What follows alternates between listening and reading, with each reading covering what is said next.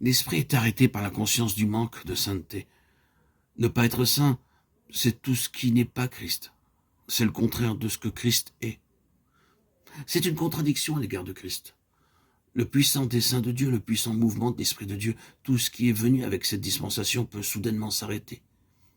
Et une tragédie peut survenir. Si vous et moi, en connaissance de cause, nous badinons avec la sainteté, sa femme le sachant, acte 5.2 signifie que c'était conscient. Je ne parle pas ici du manque de sainteté qui est notre état commun en général, sans pour cela chercher des excuses ou vouloir en minimiser son importance. Ce que je veux dire, c'est pécher délibérément en présence du Saint-Esprit. Ananias et Saphira ont délibérément décidé de donner au Seigneur une partie du montant de la vente, mais en la faisant passer comme étant la totalité. S'ils avaient été véritablement dans le domaine réel du régime du Saint-Esprit, ils auraient su que l'Esprit leur disait « ce n'est pas juste, c'est l'antinomie de Christ ». Ne pouvons-nous pas dire en toute confiance que le Saint-Esprit avait dû les avertir?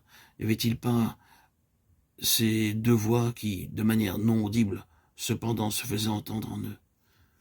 L'une mettant en garde à l'égard du mal et l'autre incitant à la tromperie. La voix de l'Esprit et la voix de Satan. Ils étaient disposés à entendre la voix du tentateur et Satan a rempli leur cœur. C'est de ce manque de sainteté que nous parlons ici. Nous sommes dans la dispensation de l'Esprit. Si nous sommes véritablement dans le domaine de cette dispensation, c'est-à-dire du Saint-Esprit en nous, il nous parlera. Si nous le voulons, nous pourrons connaître la pensée de l'Esprit concernant ce qui est bien ou ce qui est mal.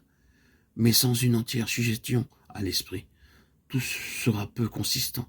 La vie de l'Esprit s'arrêtera. Le Seigneur a été très clair en mettant en œuvre les principes pour cette dispensation. Il ne nous laisse pas dans l'incertitude à l'égard de ces situations. S'il n'agit pas de la même manière et si nous ne tombons pas morts, cela ne veut pas dire que quelque chose d'aussi tragique ne se produit pas en nous. L'Esprit cesse d'agir et la mort spirituelle fait son entrée. Et à cet égard, il n'y a aujourd'hui rien de différent par rapport à cette époque. Spirituellement, nous pouvons aussi être emportés comme ces deux corps sans vie, Ananias et Saphira. Oui, c'est quelque chose de solennel. Pardonnez-moi si j'insiste, mais cette question du manque de sainteté est tellement importante, elle est intimement liée à tout ce que nous cherchons à voir, de la merveilleuse signification de l'Esprit et de la possibilité d'accomplir son œuvre.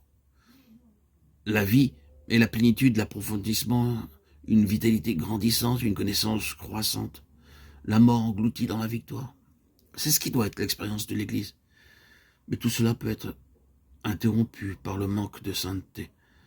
Lorsque la chose est clairement vue, sans cependant être réglée devant le Seigneur, car rejetée, refusée, quoi que cela puisse signifier pour vous dans le domaine pratique, souvenez-vous qu'il est toujours dangereux de contester avec le Saint-Esprit. Grave non seulement pour nous, mais aussi pour tous ceux qui peuvent en être affectés.